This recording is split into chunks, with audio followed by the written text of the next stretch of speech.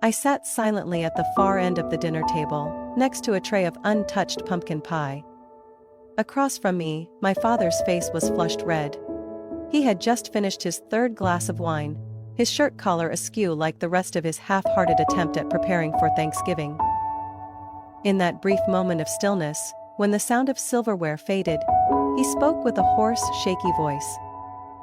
"I'm in debt to some really unpleasant people." The kitchen froze. My mom slammed her mashed potato spoon down on the table, making a sharp, dry sound. My brother Nick raised his eyebrows, then immediately glanced at me. An unspoken cue we've rehearsed for years. My turn to fix everything. I sat there, chest tightening. The only sound left was the relentless ticking of the wall clock, pounding in my skull. "I thought you promised no more gambling," I said, trying to keep my voice even, though my insides were burning. Dad didn't look at me. He stared into his empty glass, slowly twisting it in his hands. "I need about 14,000 by Monday." Mom jumped in smoothly, her voice sweet as syrup but no less staged. "Harper, you're not married, you don't have kids, and you live alone. You don't really have any big expenses, right?" I looked up at her and gave a tight smile. That "no husband, no kids" line was her favorite double-edged sword. Half pity, half a push to cast me as the family's bottomless wallet. "You mean, because I didn't get married, I should be the one paying off Dad's debts? We just thought you're a little more comfortable than the rest of us," Nick chimed in, spinning his beer can like it was some casual conversation. "I mean, that apartment you're renting, it's not exactly luxury." I clenched my teeth, forcing down the lump of fury in my throat. They had just insulted my one-bedroom apartment, then turned around and asked me for an amount that could have covered a full year of rent. "That car of yours must be worth something," Mom added, like she'd found the answer to a riddle. "That hybrid SUV, you could sell it and probably have just enough, huh?" I set down my fork and knife, every movement slow and deliberate. I bought that car after 8 years of working non-stop. Paid for every dollar myself. I save every month just to keep up. And that money Dad needs? It's to pay off loan sharks. "You make it sound like we've never sacrificed anything for you," Dad snapped, lifting his eyes to meet mine for the first time.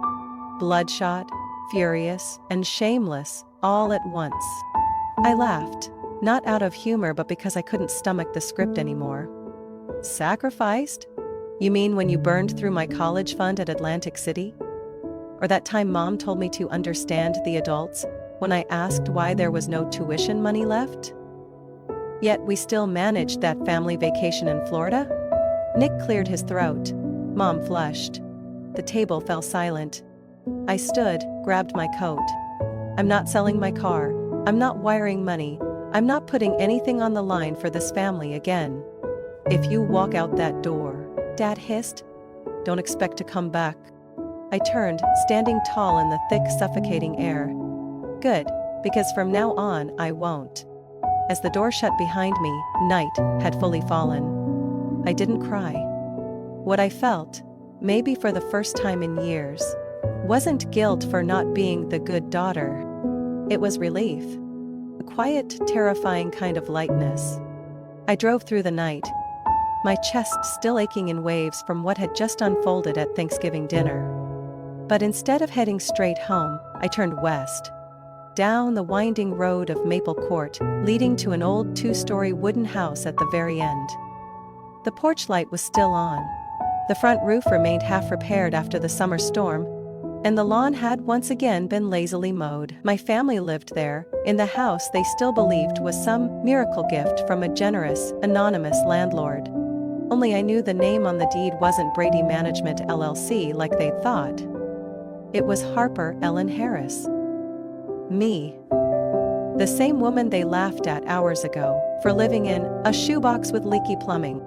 I turned off the engine and sat in the darkness for a while, watching as the kitchen lights glowed from inside. It had been 3 years since I used my entire inheritance from my grandmother. Nearly $190,000 to cover most of the purchase price of that house. I still remembered the day I signed the paperwork. Hands shaking so badly the notary handed me a bottle of water. I thought maybe, just maybe, if I gave my parents and younger brother a stable roof over their heads, they'd finally see me differently. Not as the quiet shadow always seated on the outskirts of the family table. I was wrong. I never set conditions, never asked them to pay a dime. I just sent them annual tax notices under the company name. Nicely printed, like a proper property management firm. They never questioned it. They simply assumed they deserved to be taken care of. No strings attached.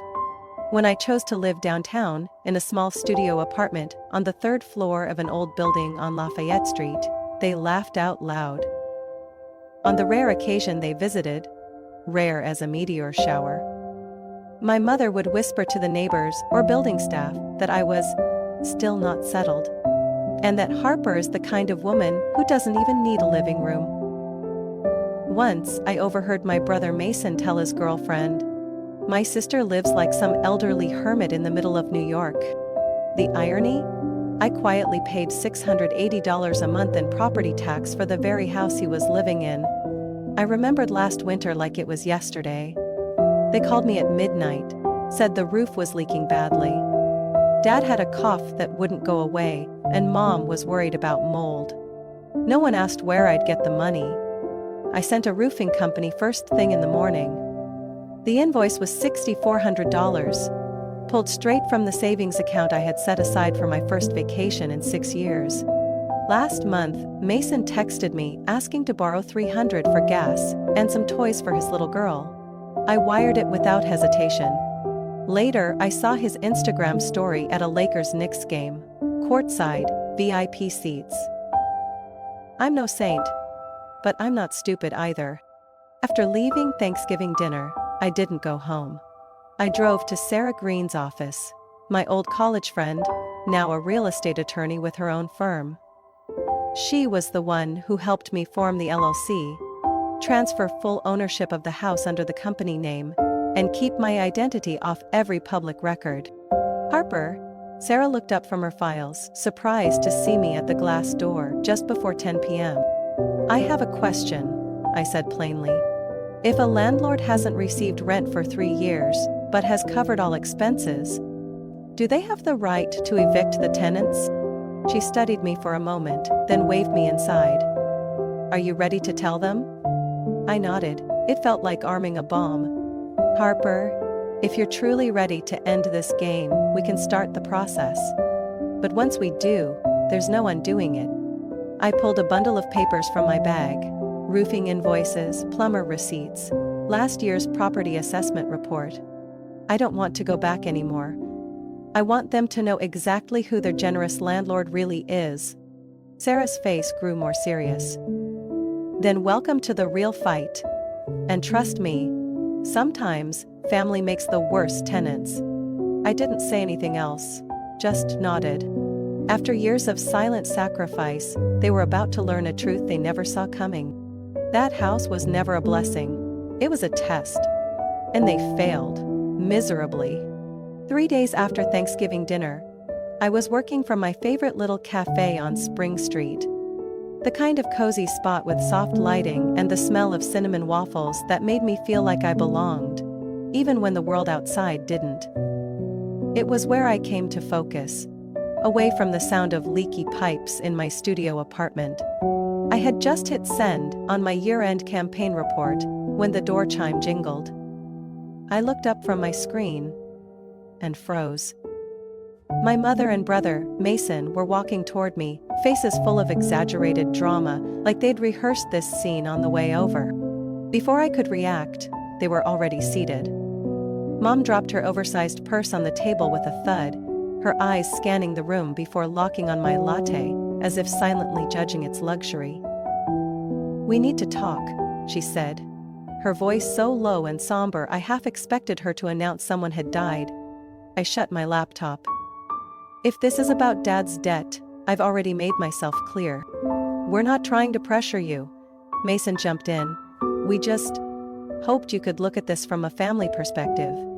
It's not just a personal issue anymore." I tilted my head. What do you mean? Mom's sister, Aunt Karen, said if we don't pay up soon, those loan guys might escalate. They've started calling the house. Said they'll show up if we don't handle it fast. Mom gently patted my hand, like she was auditioning for a primetime soap opera. Sweetheart, don't let something this small tear the whole family apart.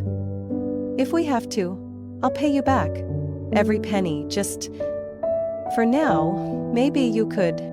Sell the car, Mason said bluntly. That SUV of yours has to be worth at least 20 grand. Sell it and take the train like everyone else. I stared at the two people across from me. My blood. The ones who used to say they loved me. Because you're our daughter. No one asked if I was still paying off student loans. No one cared that I've lived in a cramped studio for over a decade despite working full-time. No one remembered I've always been the one bringing the most gifts during the holidays. Paying the water bill when they accidentally forgot. Or wiring Mason money for his car inspection, only to see him post stories from a Utah getaway a week later. No, I said. Simply. Mom blinked. What? I'm not selling my car. And I'm not paying a single dollar more. Mason chuckled like I had just told a joke. You serious right now? I stood, grabbing my bag. I've been serious for years. I'm just done being the backup plan for everyone else's bad decisions. Need money? Sell Dad's boat. Sell that fishing gear collection he brags about being worth a Maui vacation. But stop looking at me. Mom called out as I turned to leave. If you walk out of here, don't expect me to treat you like my daughter anymore. I didn't look back. Great. Now you've got another reason to lie to the neighbors. That night, I locked my apartment door tight and called Sarah Green. You still sure about this? She asked, after I laid everything out. I've never been clearer, I replied. It's time they know who their kind landlord has really been for the past 3 years. Sarah sighed. Then tomorrow I'll send over the full documentation. If we're moving forward with the recovery process, we'll have all the legal grounds in place. It's not just paperwork, I said. I'll need proof of non-payment, property damage, anything that makes it indisputable. I can help inspect the house, get photos, and write a formal report, she said. If they push back, they won't have a leg to stand on. I felt a strange lightness in my chest, not quite relief. More like the steady clarity that comes when you stop waiting for someone to change. I had given them enough chances. This time, I wasn't going to talk. I was going to act. Monday morning, just as I stepped into the office, the receptionist waved me over with a hesitant look. There are 2 women waiting in the lounge, she whispered. They said they're your mother and your sister. I froze. My heart skipped a beat. This building was supposed to be my safe space, free from nagging voices, from the pressure to help out, and from whispers about the tiny apartment I lived in. I walked toward the lounge, and just as I expected, Mom sat upright in a pale blue blazer, while my sister Chloe had one leg crossed over the other, absent-mindedly twirling a wave of blonde hair around her finger. They both turned the moment they heard my heels on the wooden floor. We need to talk, Mom began, her voice low but firm. This is my workplace, I said, not a family conference room. Well, you won't answer your phone, Chloe shrugged. We had no choice but to come here. We? I laughed. Or is this just another installment of the tragic family show you kicked off over the weekend? Mom stood up and stepped closer. Your father's situation? It's serious, Harper. They showed up at the house. The neighbors are starting to talk. Oh, so now you're concerned? I tilted my head. Or is it just about saving face? Her expression faltered, but she tried to sound gentle. Sweetheart, no matter what, we're still family. Families get through hard times together. Family? I scoffed. Was it family when I worked 3 jobs to pay off my tuition because Dad gambled away my college fund? When I pulled $2,300, 0 cents out of my savings to fix a burst pipe and didn't even get a thank you? Or when Chloe, borrowed Grandma's necklace for prom and sold it on eBay to buy a flight to Palm Springs?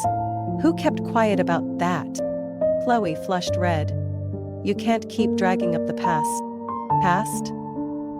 I stepped closer, my tone no longer polite. Those past debts still show up on my bank statements. So why are you here now? To pressure me?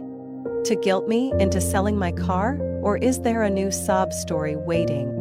We're being threatened, Harper, Mom said, no longer pretending to be sweet. Your father slipped up, and now we're all paying the price. You can't just stand by. I took a deep breath. All right, I said, pulling out my phone. If you really need help, then you deserve to know the truth. I opened the folder labeled Brady Holdings and handed it to my mom. Screenshots of the deed, tax statements, and repair invoices, all under my name through a registered LLC. The house you've been living in? It's not owned by some kind mystery landlord. It's mine. I bought it with every cent of the inheritance Grandma left me. She snatched the phone, eyes scanning the documents. This is fake. It has to be fake.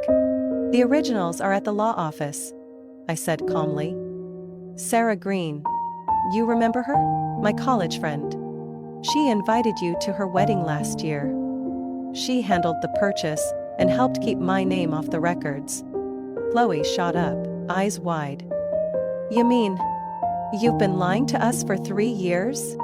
No. I stayed quiet. I let you live rent-free, comfortably, while I cut expenses, fixed the roof, replaced pipes, upgraded the heating system. Mom tossed the phone back like it was contaminated.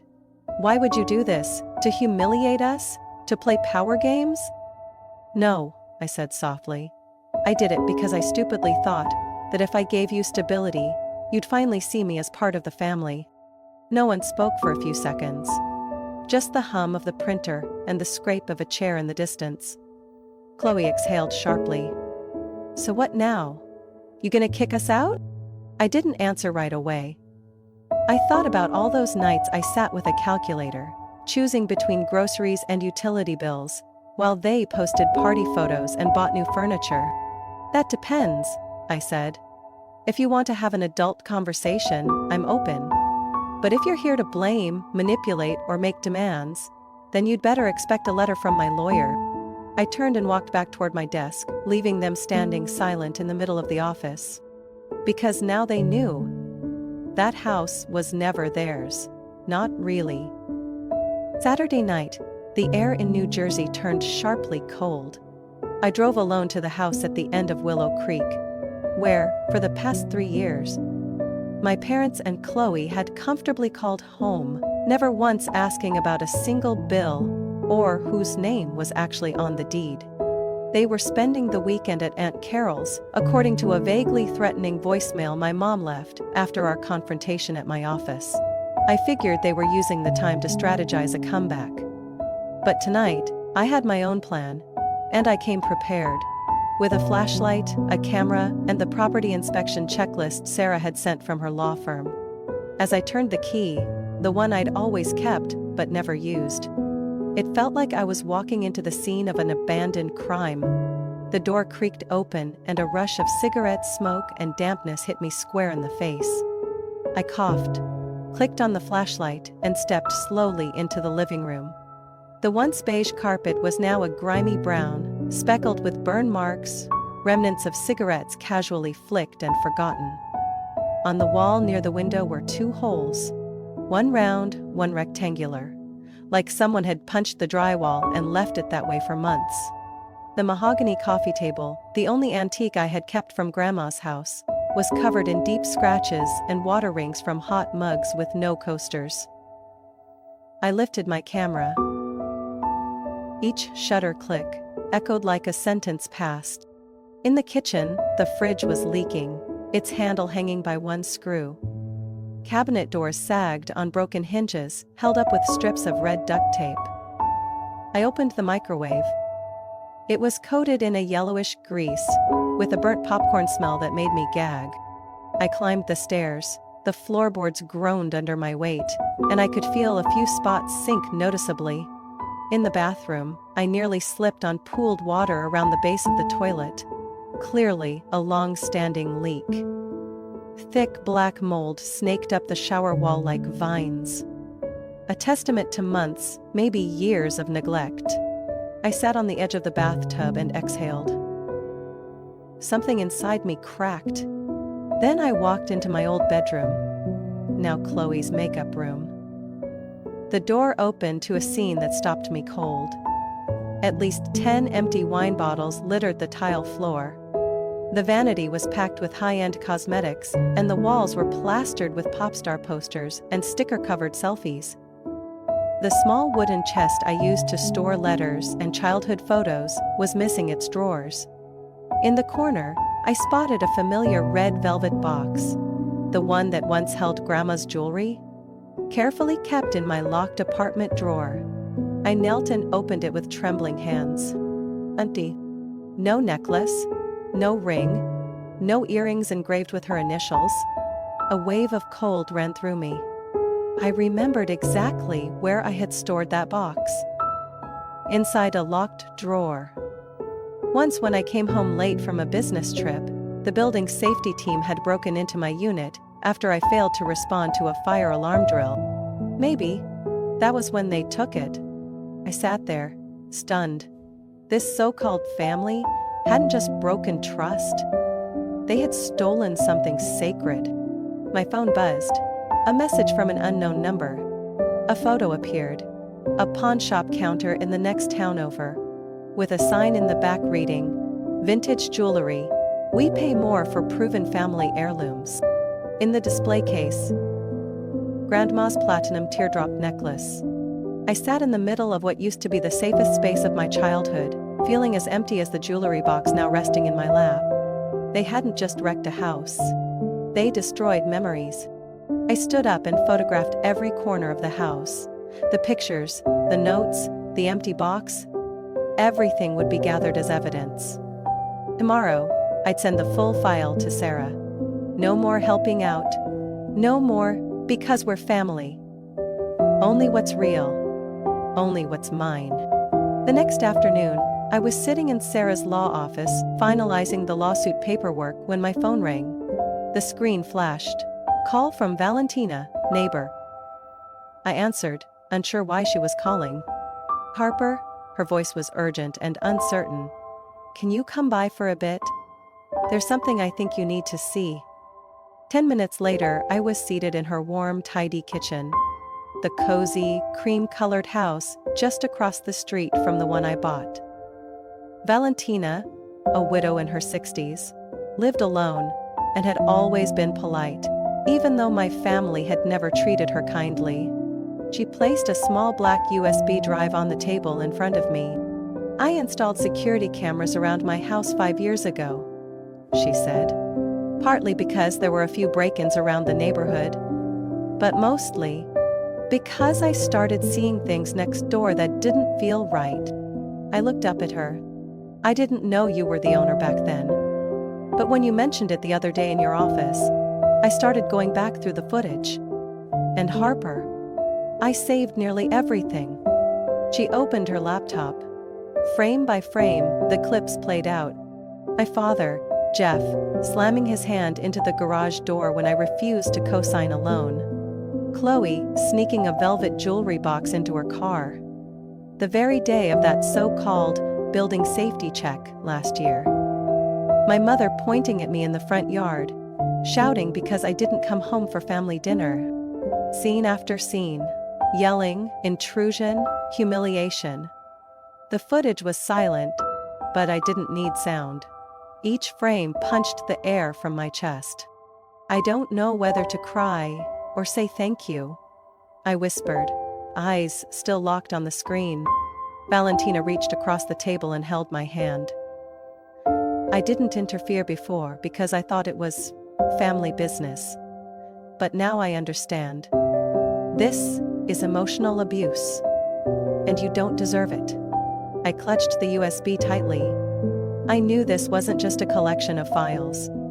This was the key to stripping away the facade they had worked so hard to maintain. 2 days later, I shot up from my chair, when an email from Sarah popped up. Harper's family has filed a countersuit, alleging elder abuse, asset manipulation, and financial fraud. My throat went dry. They really did it. They had tossed gratitude aside and twisted reality into a legal weapon. "We're going to fight this," Sarah said firmly when I arrived at her office later that afternoon. "And I'll make sure they regret underestimating you." We began assembling everything: payment receipts, bank statements showing I paid the property taxes, repair bills, utility fees. I handed over every screenshot and annotated file plus the videos from Valentina. Sarah queued up one clip for review, a moment caught on camera of my father yelling, "She thinks she owns something? That house is mine no matter what name's on the deed. I raised her, she owes us everything." That sentence, cruel, blunt, but undeniable. "I've submitted an emergency motion," Sarah said. "We'll countersue and present claims of harassment, property damage, and illegal occupancy, and if necessary, we'll press criminal charges for the theft of your grandmother's jewelry." I don't know how long I sat there afterward. My head swirled with 1,000 emotions. Anger, fear, betrayal. But then, something else settled in. Clarity. I wasn't the same Harper they used to walk all over. I looked Sarah in the eye. "Let's do it. No more backing down. Worst case, I lose a house. But they lose the mask." That night, I received a text from an unknown number. "You'll pay for betraying your family. No one will stand with you." I forwarded it to Sarah and turned off my phone. Tomorrow I'd walk into court. Not as the abandoned daughter, but as the rightful owner. And this time, I had evidence. Courtroom 3 at the Bergen County Courthouse was packed that day. I sat silently beside Sarah, dressed in a plain gray suit, gripping my case folder like it was the only thing holding me upright. Across from me, my mother wore a cream sweater, eyes red, clutching an old Bible like a prop. Chloe looked like she was headed to a wedding, not a courtroom. Floral dress, curled hair, smug posture. My father, Jeff, wore a suit 2 sizes too big, but his glare was just as bitter as every time I dared to defy him. Presiding over the hearing was Judge Harris, a woman in her 60s, known for her no-nonsense courtroom. No theatrics, no emotional manipulation. The plaintiff's lawyer. My family's representative opened with a painfully dramatic monologue about a daughter poisoned by resentment and 2 elderly parents being financially abused. They claimed I had orchestrated a scheme to steal the house and heartlessly evict my family. I said nothing. I just looked at Sarah. When Judge Harris nodded for our side to respond, Sarah stood. "Your Honor," she began, clear and steady. "We will present a structured rebuttal, supported by verified financial documentation and surveillance video provided by a neutral third-party neighbor, with no familial connection to either side." She opened the file.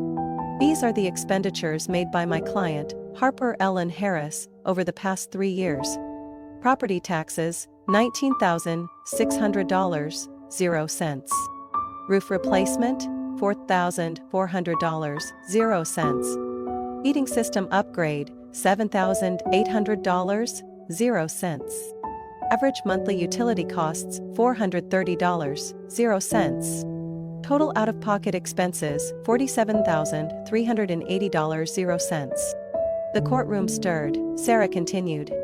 "During this entire period, the defendants paid no rent, signed no lease, made no requests for improvements, and engaged in intentional damage to the property." She handed the USB to the court clerk. The screen lit up. First, footage of my father pounding the garage door, shouting, subtitled "Thanks to Valentina's help." Next, Chloe sneaking out the back door with Grandma's jewelry box. Then, my mother yelling in the front yard as I walked away. Judge Harris cut the video at 30 seconds. "The evidence is clear. Do the defendants have any response?" My mother stood, trembling. We didn't know. Harper never told us she owned the house." Not saying doesn't make it untrue, Judge Harris replied dryly. My father growled, unable to contain himself. I raised that girl, and now she throws us out like garbage? Sarah didn't flinch. You're the one who took out loans that brought collectors to your doorstep. You gambled away her college fund, forcing her to work 3 jobs. And you're the one who declared that house is mine, no matter whose name is on it, in the 3rd surveillance video. Chloe shot up. She's always been jealous of me, always trying to prove she's better. That video was edited. Miss Chloe Harris? The judge's tone turned sharp. The footage was legally obtained and unaltered. And taking property that doesn't belong to you is theft. If you'd like to deny it further, we can escalate this to a criminal case. Chloe slumped back down, pale and shaking. Judge Harris rested her hand on the file stack. This court does not rule on emotion. We rule on evidence. And the evidence shows that Miss Harper Harris bore the full financial burden while the defendants unlawfully occupied, damaged, and defamed the rightful property owner. Silence hung heavy in the room. My ruling, she continued, is that the defendants have 30 days to vacate the property or face legal action as unlawful tenants. Should they wish to remain, rent will be calculated at full market value, plus penalties for damages incurred. My mother burst into tears. My father cursed under his breath. Chloe sat frozen. As for me, I stayed still. Judge Harris looked at me. Ms. Harris, if any party continues to harass you, notify the court immediately. This is a legal matter, not a family dispute. I nodded. Thank you, Your Honor. Outside the courtroom, my mother grabbed my arm. Are you happy now? You won. Is this what you wanted? I gently pulled her hand away. No, Mum. But at least this time, I wasn't lied to. On the 30th afternoon, the final day of the court-ordered deadline, I stood at the far end of Willow Creek, watching a scene I once hoped I'd never have to witness. A rental truck blocked the driveway. 3 movers loading heaps of worn, mismatched belongings into the back. On the lawn sat a ripped armchair, its stuffing peeking through, and next to it, Chloe's denim duffel bag. The one she once bragged about buying on her trip to Cancun. My mother stood in the doorway, tears streaming, still trying to maintain the air of someone wronged by the universe. My father barked orders at the movers, his leather shoes now mud-stained from pacing across the wet grass. I didn't step onto the property, I waited at a distance. At exactly 4:20 p.m. the locksmith I hired arrived. Block 10 dark blue jacket, company logo stitched above the chest. He gave me a quick glance. I nodded. He approached the front door. My mother lunged to block him, her voice cracking. You're changing the locks the moment we walk out? Really, Harper, it's come to this? I stepped forward, calm enough to scare myself. This isn't your home, Mom. It's the property I bought, maintained, and am now forced to protect after years of having my trust abused. I raised you, she screamed. You owe me everything. I met her eyes. You raised me on the condition that I never disappoint you. And the second I stopped obeying, you called me ungrateful. But you're the one who taught me. Any love that comes with control isn't real love. My father stormed forward, face flushed. You're destroying this family over a house? I let out a dry laugh. Families don't fall apart over property. They fall apart when the people in them demand, trample, and blame, without ever owning up to what they've done. Chloe wheeled her suitcase past me, fury in her eyes. You'll regret this. One day you'll be so alone, you'll beg us to forgive you. I looked at my sister, the same one who stole Grandma's jewelry and treated it like a soulless trinket. I've been alone before, Chloe. But I'd rather be alone and free than surrounded by people who see me as nothing but a talking wallet. The locksmith looked at me for the go-ahead. I nodded. The metal click of the old lock coming off echoed like a final sentence. The 3 of them stood there, stunned, angry, and for the first time, powerless. I didn't look back as I stepped through the gate. A week later, I received 3 unread messages. One from Mom, one from Dad, and one from an unknown number I was sure was Chloe using a different SIM. The contents were familiar. Tears, guilt, blame, and the final sweet threat that no one will ever love you again. I hit delete all without hesitation.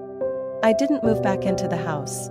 Even after it was deep cleaned, repainted, recarpeted and deodorized, I had no interest in living inside a space that had witnessed years of being used as an emotional ATM. Instead, I listed the property with a licensed rental agency. Within a week, a young couple from Hoboken signed a long-term lease with full maintenance, accountability and timely payment guarantees. They thanked me for giving them a fresh start in a quiet neighborhood. As for me, I returned to my little studio on Lafayette Street. 400 square feet. White walls. A tiny kitchen built for one. The window overlooked a neighbor's rooftop. But every tile underfoot, every coat hook by the door. I picked it. I painted it. I installed it. At night, I boiled tea on the stove and played jazz from my beat-up Bluetooth speaker. No one called asking me to cover their refrigerator repair. No one knocked to borrow just a couple $100, we'll pay you back next week. No one reminded me I wasn't really grown up because I wasn't married yet. I sat in my wooden chair by the window, watched the golden lamplight stretch across the wall, and realized I never needed a house to prove anything. I only needed peace. And for the first time in my life, I had it. No hands grabbing. No voices commanding, no guilt-tripping masks demanding repayment in the name of love. Just me. No debt, no emotional strings, no conditions. And that peace, that silence, was the most valuable thing I'd ever owned. One quiet Saturday morning, sunlight spilled through the window of my little Lafayette Street apartment. As I brewed coffee, my phone buzzed with a message from a number I'd previously blocked and unblocked. This time, it showed a name. Chloe. Sister. Hope you're enjoying yourself after throwing your whole family onto the street. Mom still cries every night. But I guess that doesn't bother you anymore. Looks like money and control are what you always wanted. I read it without feeling anger, nausea, or even resentment. Just silence. Then I pressed and held, tapped, delete conversation, and watched the message vanish without leaving a ripple in me. Not long after came an email from my mother. Subject line, "Can't believe you did this to us." 3 lengthy paragraphs followed, laced with guilt, comparisons, and the familiar refrain, "After all we sacrificed for you." I didn't finish reading it. I knew what would come next. Their pain, their broken hearts, the closing line warning that I'd one day live alone and full of regret. I closed the email, sat down slowly on the sofa by the window. My coffee was still hot. Sunlight glowed across the oak table I'd varnished with my own hands. And for the first time, I felt something I hadn't expected. Not guilt, but clarity. I saw it clearly now. I hadn't broken the family. I had escaped the prison, built on guilt and promises of love. I used to think forgiveness meant silent endurance, that being the bigger person was the only way to stay connected. But love that requires you to lose yourself isn't love at all. For 33 years, I had chosen them. I chose to pay tuition instead of traveling. I chose to repair the roof instead of buying a new laptop. I chose to skip friends' graduations because I was working to pay their property taxes. This time, I chose me. And oddly, no thunder struck. There was only peace. The kind I used to confuse with emptiness, but now recognized as freedom. The next weekend, I welcomed my new tenants, Marcus and Hannah, with their 2-year-old daughter, Ellie. They entered what had once been my battlefield, carrying a pothos plant and a chubby little corgi. Marcus beamed as he looked over the lease. "You're the best landlord we've ever met." Everything's clear, thoughtful, and this house actually feels cared for. I smiled. I once gave this house everything I had. I just hope now it finally gets the love it deserves. Once they finished moving in, I stood at the edge of the yard and looked in.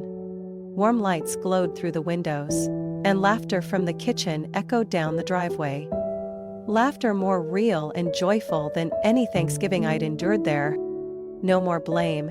No more family used as a shield for manipulation. The house had been cleansed, and so had I. That evening, back in my apartment, I wrote in my journal. An old habit I'd reclaimed now that I was no longer buried under endless responsibility. I don't need forgiveness, I don't need to be understood, I just need to know that I lived truthfully, loved fully, gave what I could, and now it's time to receive, not from anyone else, but from myself. I looked around. The thrifted painting from a Brooklyn market, the self-assembled bookshelf, the little desk under the window where I once wrote my first resume. The space wasn't grand, but every inch reflected who I truly was. Unfiltered, unbent by expectation. That was something I'd never had before. Another message buzzed. Mom called 10 times. Not answering is cruel, Harper. From an unsaved number. I didn't have to guess who it was. I quietly switched on Do Not Disturb. Then, turned the phone face down. I lit a candle, dimmed the lights, sat in stillness. No explanation needed. No defense necessary. Just breath. Karma, I realized, wasn't some mystical revenge. Karma was simply refusing to let people keep hurting you legally. Karma was closing the door, not in bitterness, but in dignity. And once that door is locked, no one gets to bring the darkness back in. Harper's story is a powerful reminder that sometimes, the only way to protect your peace is by walking away from the people who exploit your loyalty in the name of family. Choosing yourself isn't selfish. It's clarity after years of emotional debt. In real life, setting boundaries doesn't destroy family. It reveals who never respected it to begin with. True freedom begins the moment you stop asking for permission to feel safe. What would you have done in Harper's place? Would you have chosen peace, too? Share your thoughts in the comments. And don't forget to follow the channel for more heartfelt, thought-provoking stories about family and life.